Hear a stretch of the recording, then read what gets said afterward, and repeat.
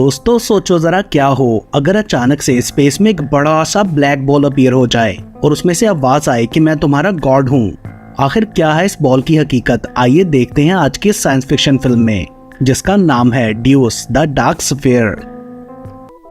Movie के start में हमें फ्यूचर का टाइम दिखाया गया है जहां एक विशाल स्पेसशिप जिल्स मार्स की तरफ बढ़ रही थी।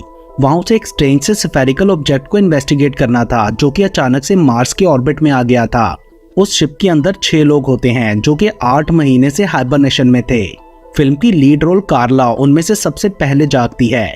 यहाँ उसे पुराने विजन आते हैं। कार्ला ने एस्ट्रोनॉट बनने से पहले अपनी बेटी और मॉम को एक कार क्रैश में खो दिया था। जल्द ही बाकी क्रू मेंबर्स भी जाग गए थे और उन्हें कमांड डेक पर बुलाया जाता है। डेक की तरफ जाते हुए कार्ला साई को देखती है जो कि काफी डिस्टर्ब लग रहा था। वो उसे रेस्ट करने का बोलकर आगे बढ़ जाती है। लेटर ऑन 2 और क्रू मेंबर्स टैज और वॉल्श साई के बारे में बात कर रहे होते हैं। टैज बोलती है कि पृथ्वी पर साई एक बहुत बड़ा व्लॉगर है, उसके बहुत से फॉलोअर्स हैं। देन तेज साई से बात करने की कोशिश करती है मगर वो कुछ नहीं बोलता। स्पेसशिप के उस स्फीयर तक पहुंचने में अब सिर्फ 8 घंटे बचे थे।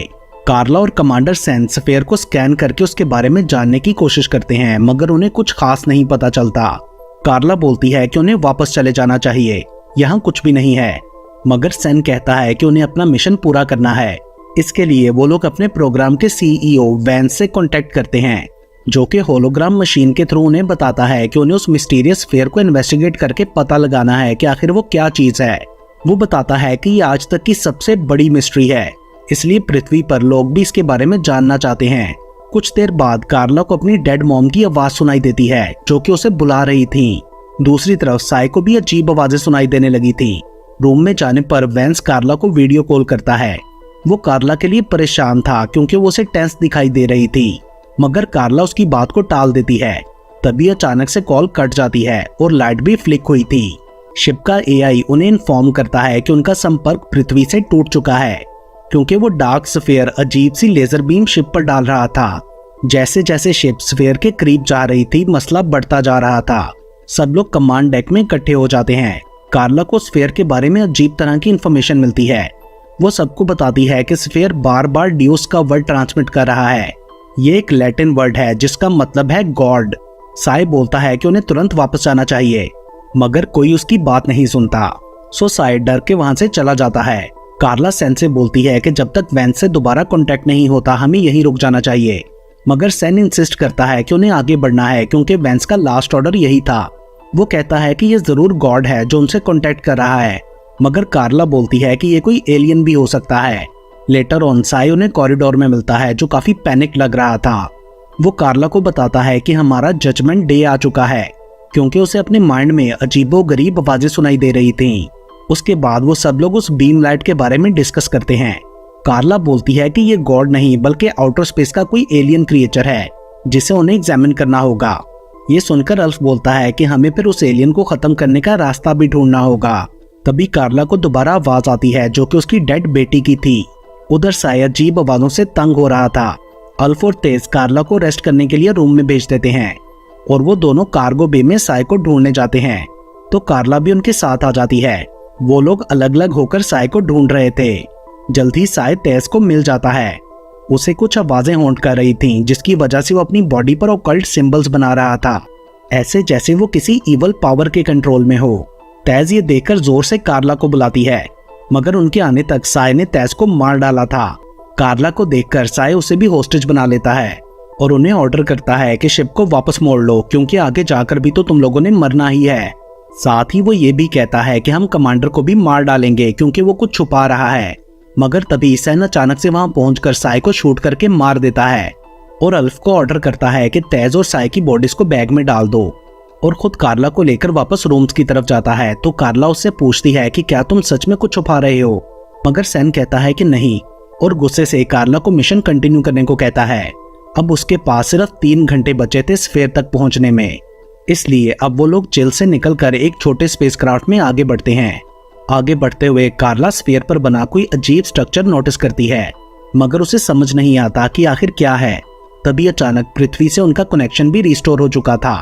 वैंस का होलोग्राम आकर उन्हें बताता है कि कार्ला ने जिस स्ट्रक्चर को देखा वैसे हजारों स्ट्रक्चर पृथ्वी पर भी नजर आ रहे हैं।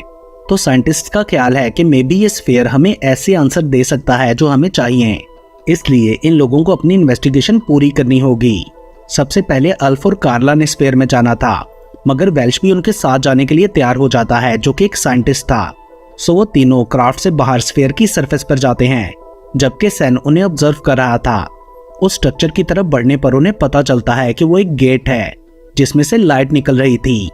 अल्फ गेट के टॉप को देखने के लिए उस पर फायर करता है तो वहां उन्हें एक सिंबल बना दिखाई देता है। वेल्श उस सिंबल को पहचान गया था। तभी उन्हें एक आवाज भी सुनाई देती है। सैन उन्हें बताता है कि यह आवाज शिप के एआई की तरफ से ट्रांसफर की गई है, जिसका मतलब है वेलकम। तभी अचानक गेट के अंदर लाइट में उन्हें एक औरत का फिगर नजर आता है, जो कि एआई के थ्रू उन्हें अपना मैसेज दे रही थी। वो बताती है कि मैं हर चीज के क्रिएटर की तरफ से बोल रही हूँ, मतलब गॉड। तो कार्ला उससे पूछती है कि क्रिएटर यहाँ क्यों आया, जिस पर वो लेडी कहती है कि पृथ्वी के लोगों की हेल्प और उन्हें वार्न करने के लिए। साथ ही वो एक्सप्लेन करती है कि इंसानों को 2 चॉइसेस दी गई हैं। एक ये कि वो गेट में एंटर हो जाएं तो दोबारा उन्हें कभी कोई तकलीफ नहीं होगी, और अगर वो एंटर नहीं करते तो स्फीयर जल्द ही पृथ्वी को तबाह करके उसे एक ब्लैक होल में बदल देगा। और कार्ला को सब लोगों को गेट की तरफ लीड करना है, जिसके बाद उस औरत की शक्ल कार्ला की माँ में बदल जाती है। अपनी माँ को देखकर कार्ला गेट के अंदर चली जाती है, जहाँ दूसरी तरफ उसे अपनी बेटी भागती हुई दिखाई देती है, और उसके पीछे गोल्डन सिटी था। लेकिन इससे पहले कि कार्ला अपनी बेटी से मिलती, विजन रुक जाता है, और अगले सीन में हम उसे स्पेसशिप के अंदर टेबल के ऊपर लेटा हुआ देखते हैं। उसने व्हाइट ड्रेस पहन रखा था और काफी अजीब बिहेव कर रही थी। कुछ देर बाद वो अपने साथियों से पूछती है कि मैं यहाँ कैसे आई। तभी अल्फ बताता है कि गेट से बाहर आने के बाद तुम बेहोश हो गई थी। सो अल्फ उसे वापस ले आया, मगर वेल्श की डेथ हो गई थी। तभी वेंस कॉल करके कार्ला से पूछता है कि गेट की तरफ तुमने क्या देखा। तो वो बताती है कि वहाँ यरूशलेम की तरह एक गोल्डन प्यारा सा शहर है। वेंस उसे और बताने को कहता है, मगर कार्ला बोलती है कि उसने और कुछ नहीं देखा। उसके बाद कार्ला पूछती है कि वेल्श की अचानक डेथ कैसे हुई, जबकि वो काफी एक्सपीरियंस्ड एक्सप्लोरर था। जिस पर अल्फ बोलता है कि उसने स्पेस सूट पहनने में कुछ गलती की थी, दैट्स वाई ये सब हुआ। ये सुन के कार्ला खुद को ब्लेम करती है, क्योंकि वही वेल्श को साथ लेकर गई थी। अल्फ उसे रेस्ट करने का बोलते हुए बताता है कि हमें जल्दी स्फीयर के ऑर्बिट से बाहर निकलना है, जबकि कार्ला अभी रुककर और जानना चाहती थी। देन कमांड डेक की तरफ जाते हुए अल्फ कार्ला को एक जगह रोक लेता है। वहाँ कैमरास नहीं थे। सो अल्फ कार्ला से पूछता है कि तुमने असल में वहाँ क्या देखा। तो वो बताती है कि उसने अपनी बेटी और माँ को देखा था। साथ में वो कहती है कि वेंस और कमांडर जरूर हमसे कुछ छुपा रहे हैं। लेटर ऑन सैन अल्फ से पूछता है कि कार्ला ने तुमसे क्या कहा, मगर वो कुछ नहीं बताता। सैन अभी भी शक में था। साथ ही वो शिप को ऑर्बिट से बाहर ले जाने का ऑर्डर देता है। सो अब एआई उन्हें दोबारा हाइबरनेशन में चले जाने को कहता है, मगर कार्ला वॉल्श के स्पेस सूट को चेक करने चाहती है, मगर उसमें कुछ नहीं मिलता। देन वो चुपके से कमांडर के रूम में जाकर क्रू मेंबर्स की फाइल्स चेक करती है, मगर उसे सैन ने देख लिया था कैमरा में। सो वो अल्फ को उसे रोकने के लिए भेजता है। लेकिन जब अल्फ उसके पीछे कॉरिडोर में जाता है तो कार्ला उस पर गन पॉइंट कर लेती है और बोलती है कि मैं जान चुकी हूँ कि तुम स्पेशल फोर्सेस के पुराने सोल्जर हो। साथ ही उसे गन पॉइंट पर वापस कमांड डेक में ले जाती है, जहाँ सैन भी था। सो कार्ला उसे भी गन पॉइंट पर लेकर इस सब के बारे में पूछती है, क्योंकि वॉल्श का स्पेस सूट चेक करने पर उसे पता चला था कि उसमें कोई डिफेक्ट नहीं था, मतलब उसका मर्डर किया गया है। उसी वक्त वेंस का होलोग्राम आ जाता है कार्ला को इन सब क्वेश्चंस का आंसर देने के लिए। वो बोलता है कि पृथ्वी के साइंटिस्ट के मुताबिक तुमने गेट के अंदर जन्नत देखी है, मगर कार्ला का कहना था कि ये नामुमकिन है। कार्ला के गेट में जाने वाला सीन अर्थ पर भी ब्रॉडकास्ट किया गया था, इसलिए सभी लोग अब जन्नत में जाना चाहते हैं। एंड देन वेंस कार्ला को पृथ्वी की लाइव फुटेज भी दिखाता है, जहां सब लोग उस एलियन गेट की तरफ बढ़ रहे थे। कार्ला ये देखकर शॉक्ड रह जाती है। उसको डिस्ट्रैक्ट देखकर सैन उसे पकड़ने की कोशिश करता है। खुद को बचाते हुए कार्ला पिस्टल भी फायर कर देती है। सैन कार्ला को टॉन्ट करता है कि तुम कुछ नहीं कर सकती, जिस पर कार्ला उसे शूट करके मार डालती है। एंड देन वो नोटिस करती है कि पहले वाला शॉट उसे खुद को लगा था, मगर कार्ला हिम्मत ना हारते हुए गन अल्फ पर पॉइंट कर देती है। अल्फ बोलता है कि मैं भी तुम्हारी तरह सच जानना चाहता हूँ, मैं तुम्हें नहीं मारूंगा, जिसके बाद कार्ला उस पर विश्वास कर लेती है। एंड अल्फ उसके जख्म पर बैंडेज करता है।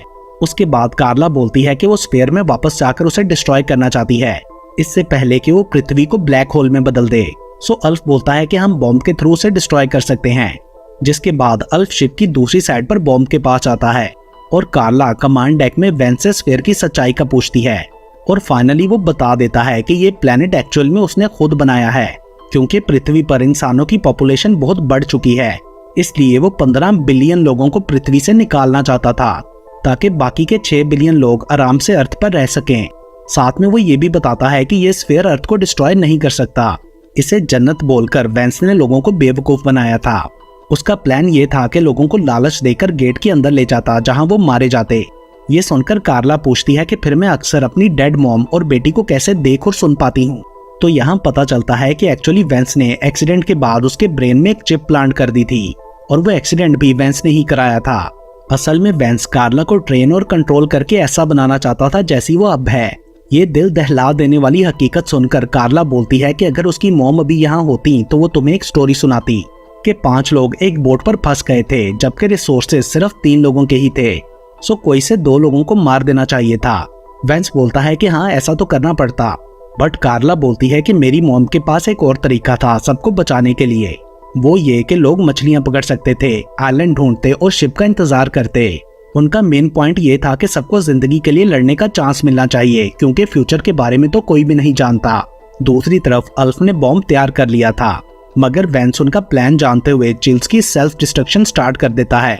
मतलब स्पेसशिप अब फटने वाला था। कार्ला के पास सिर्फ 3 मिनट का टाइम था ये डिसाइड करने के लिए कि वो वेंस का साथ देती है या नहीं। कार्ला उसका साथ नहीं देना चाहती थी, सो वो होलोग्राम मशीन को शूट कर देती है और अल्फ को भी एक्सप्लोजन से पहले वापस मेन शिप में आने को कहती है। अल्फ बोलता है कि मैं शिप में वापस आके वो बॉम्ब फायर नहीं कर सकूंगा, लेकिन सेल्फ डिस्ट्रक्शन का सुन के वो वापस आने लगता है। रास्ते में वो कार्ला को गाइड करता है कि वो शिप को मैनुअली उसके कार्गो से सेपरेट कर ले। उसने कार्ला को कोड भी बता दिया था। उसकी ट्रांजिट बहुत स्लो चल रही थी और इतनी देर में सेल्फ डिस्ट्रक्टर टाइम 0 हो जाता है और सब कुछ तबाह होने लगता है। मगर फॉर्चुनेटली मेन शिप के अलग होने से पहले अल्फ उसमें पहुंच गया था। वो बॉम्ब भी साथ ले आया था, मगर अब इसे उन्हें मैनुअली स्फीयर पर जाकर ही ब्लास्ट करना था। देन वो ब्लैक स्फीयर पर पहुंच जाते हैं बॉम्ब लगाने के लिए। अल्फ बोलता है कि पहले मैं बाहर जाऊंगा। एक्चुअली वो कार्ला को बचा के खुद को सेक्रीफाइस करना चाहता था ताकि कार्ला वापस पृथ्वी पर जाकर सबको सच बताए कि क्या हुआ था। कार्ला उसे वापस अंदर आ जाने को कहती है, मगर वो नहीं मानता। कार्ला ये देखकर बुरी तरह रोने लगी थी, मगर अपने फ्रेंड के सेक्रीफाइस को वेस्ट ना करते हुए वो शिप को स्फीयर से बाहर ले जाती है, जिसके बाद वो ब्लैक स्फीयर एक्सप्लोड हो जाता है। एंड लास्ट सीन में हम कार्ला को देखते हैं जो अकेली शिप में अर्थ की तरफ बढ़ रही थी। और इसके साथ ही ये मूवी यहीं पर खत्म हो जाती है।